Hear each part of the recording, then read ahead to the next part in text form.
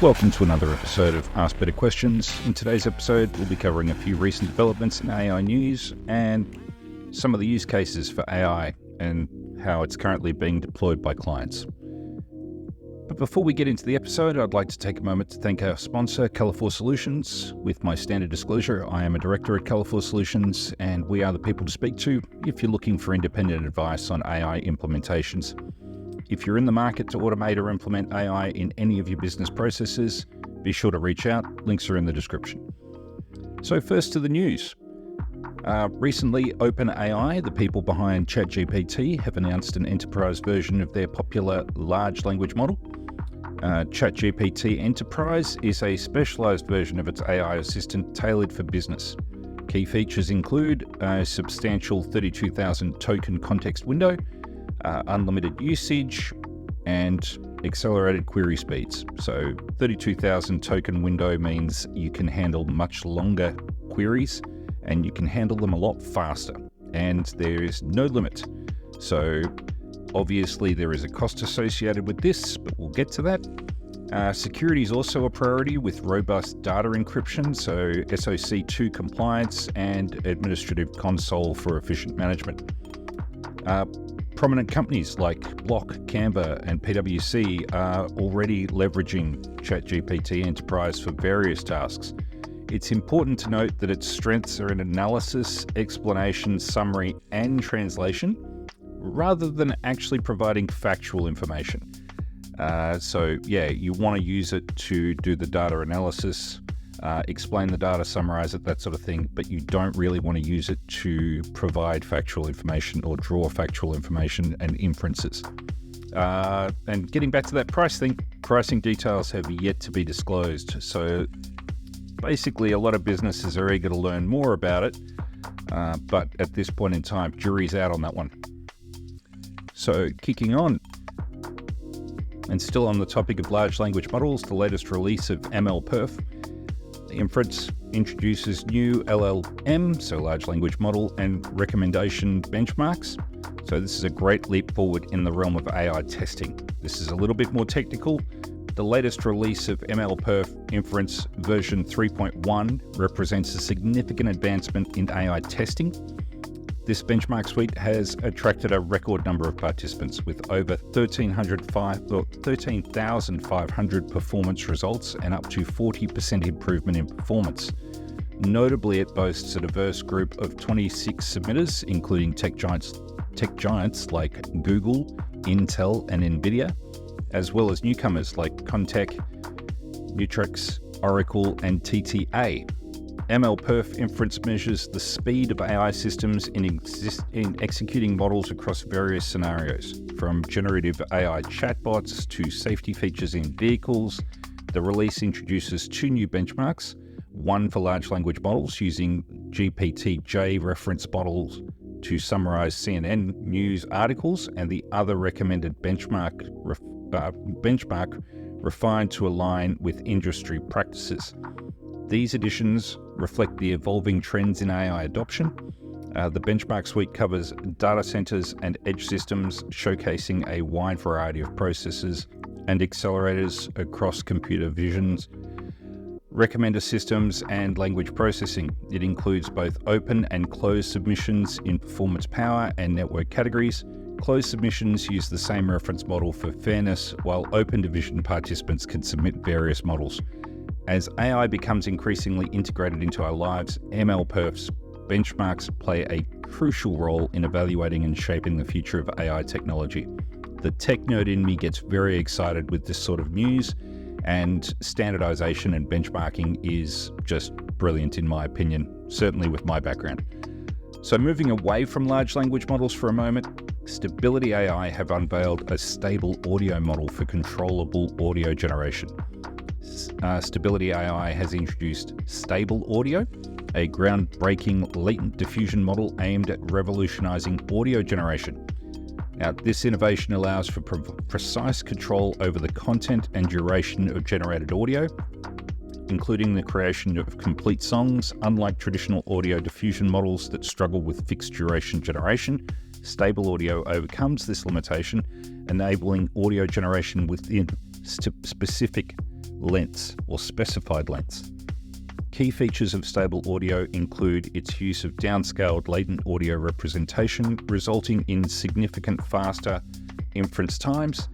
The core architecture includes a variational autoencoder, or a VAE, a text encoder, and a UNet-based conditioned diffusion model. The VAE compresses audio into noise-resistant latent encoding, while the text encoder incorporates text prompts to influence the generated audio. During training, the model learned to consider the starting, second, and total duration of the original audio file, allowing users to specify desired audio lengths during generation. The diffusion model at the heart of stable audio boasts an impressive 907 million parameters and employs advanced techniques to denoise input while considering text and timing embeddings. Stability AI trained this model on a vast dataset of over 800,000 audio files encompassing music, sound effects, and instrument stems totaling 19,500 hours of audio. Stable audio represents the forefront of audio generation research from Stability AI's research lab, Harman AI. With ongoing efforts to improve output quality, controllability, inference speed, and expand the range of output lengths. Additionally, Stability AI has hinted at future releases, possibly including open source models based on stable audio and accessible training codes. This announcement follows Stability AI's recent participation in the White House Voluntary AI Safety Pledge, highlighting their commitment to AI safety and innovation. So in other AI news, Europe is in the process of formulating legislation to regulate artificial intelligence, which has sparked debates about its potential consequences. There's one camp that supports regulation to mitigate the risks associated with powerful AI technology, while the other is concerned that regulation might harm the European economy. Some argue that safe AI products could also drive economic prosperity. So you have obviously the usual two. One wants to attract investment, and investment goes where regulation makes things stable. But investment also flees where it makes things burdensome. So critics like Joe Lonsdale argue that the EU's approach prevents the industrial revolution enabled by AI, portraying it as a disconnect from the future. However, concerns exist about the possibility of major AI projects disappearing from Europe due to stringent rules. Sam Altman, CEO of OpenAI, supports AI security legislation and warns about the potential exodus of AI companies from Europe if regulations become too burdensome. He advocates for clear security requirements for AI developers. The EU aims to be a pioneer in AI regulation, with the AI Act set to come into effect in 2025. The rules will undergo continuous testing, involve public input and industry expertise to set standards. Meanwhile, the UK is also working on AI regulation, but takes a different approach, focusing on principles rather than punitive measures. This approach aims to attract AI investment while raising questions about the balance between AI safety and economic growth. As the landscape for AI regulation evolves, Europe is kind of trying to lead the way, I guess. The effectiveness of this approach is yet to be determined, and we will see in the coming years, I guess, which party wins out, whether it's a more direct approach from the Europeans or a more accommodating approach from the UK government. On a side note here, I have recently been made aware of GAT-GPT. This is backed by Cody Wilson's team at Defence Distributed. If you don't know this team, then I suggest you look them up. They're well known in some circles for developing and distributing 3D printed gun schematics. So in a time where many in the AI space appear to be begging for regulation, this team is taking the contrary position and seeking to remain separate from lobbying efforts and regulation entirely. Based on past experience, I and many others will be watching to see where that project goes. So that wraps it up for most of the news today. Some clients have been singled out in the news recently regarding interesting projects. So from a biotech company utilizing artificial intelligence models to fold proteins for drug research, to government agencies in the UK utilizing AI to draft emails based on thousands of previously sent correspondence. Clients at Colour4 Solutions have one thing in common. We get the right people in the right room early, and we make sure we ask better questions. Well, the right questions to give our projects the best chance of success. So take, for example, a Gartner survey. The survey revealed that while investment in big data has increased, few organizations are planning to invest it in big data and data analysis, BI and things like that in the near future.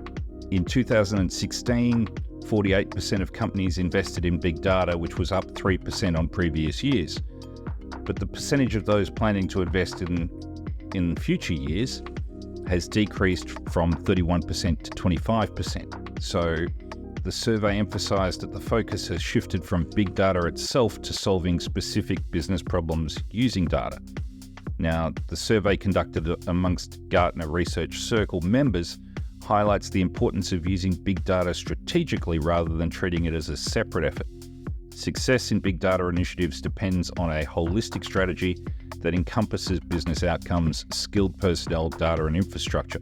In my experience, you cannot just piecemeal this and say, okay, we are just going to handle this or this or this task without first understanding that you need to have a framework set up across the entire organization. I've seen it done and I've seen it work on specific projects. However, on the whole, businesses work better if they have big data policies, procedures, and processes in place across the organization to make sure that they have the data so that you can then do the analysis over it. So despite the interest in big data, many organizations remain stuck at the pilot stage, with only 15% reporting that their big data projects have actually reached production. Now, this could be due to a lot of reasons: competing IT priorities, the difficulty in determining upfront return on investment for big data projects. Additionally, the lack of effective business leadership and involvement in data initiatives contributes to the challenge of moving big data projects to production. A lot of people don't want to put their careers on the line when it comes to making sure that the business will grow and succeed by having access to all the data it needs and the way in which it's going to manage it for the next 10 years, when the focus is we got to make quarters numbers. So overall, the survey suggests that the organizations need to focus on integrating big data into the broader strategies and overcoming challenges related to prioritization, return on investment, and effective leadership to fully realize the potential of big data investments. So I guess this is where I would say big data and the importance of making sure that organizations efficiently and effectively manage their data is a key point of difference that makes all the difference in the long-term success of a business.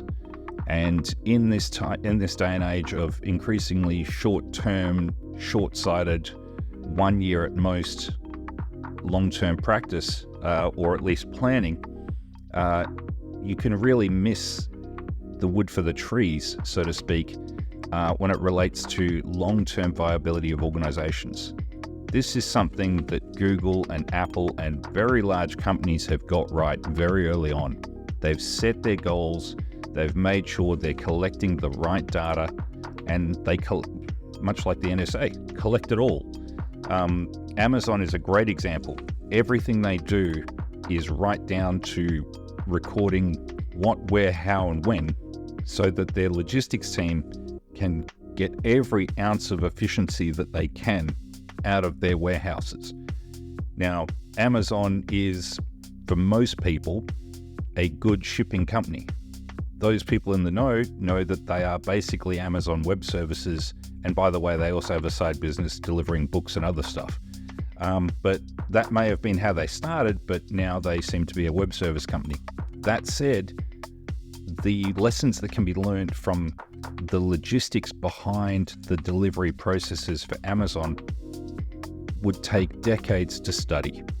There is so much there, and they are so very, very well managed in terms of strategic direction. But in any case, that about wraps it up for today's podcast. If you have questions or comments, please reach out in the links in the description. If you like the podcast, leave a rating and review, and subscribe so you don't miss an episode. I'm Peter Adams, and I'll be here next week to ask better questions.